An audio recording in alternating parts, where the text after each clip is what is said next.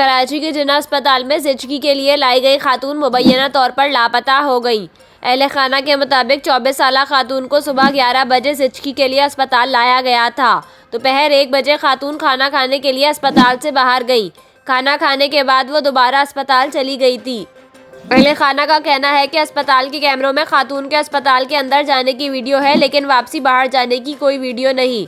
Police का कहना है कि जिन्ना अस्पताल में खातून के नाम से कोई एंट्री नहीं। अहले खाना के मुताबिक डॉक्टर ने खातून को 3-4 घंटे बाद आने का कहा था। ताहम 4 घंटे बाद खातून की नंद इसे लेबर रूम में लेकर आई, जिसके बाद खातून ने अपनी नंद को इसके शौहर से मोबाइल फोन लाने का कहा। नंद जैसे ही मोबाइल फोन देने लेबर रूम गई तो खातून वहाँ नहीं थी।